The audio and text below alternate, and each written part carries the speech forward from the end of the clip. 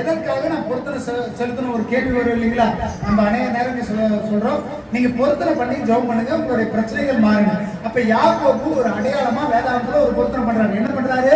நான் இப்ப என்ன பண்ணிட்டேன், வீட்டுல இருந்து ஒடியாந்துட்டேன், எனக்கு அடுத்த வேலைக்கு சாப்பாட்டுக்கு வழி இல்ல, எனக்கு போட்டுக்கிறதுக்கு துணி இல்ல, தங்கறதுக்கு இடம் இல்ல, நான் திரும்ப வீட்டுக்கு போனா ஏசா என்ன கொண்டு விடுவான், அண்ணக்கார என்னை கொண்டு விடுவான். நான் தங்கி சாப்பிட்டு நான் நல்லா இருந்து நான் திரும்ப வீட்டுக்கு போற வரைக்கும் நீங்க என்னை பாதுகாத்துக்கிட்டீங்கன்னா எனக்கு வர்ற வருமானத்துல எல்லாத்துலயும் நான் என்ன பண்றேன், தசம பாகம் செலுத்துறேன்னு பொருத்தனை சொல்றேன்.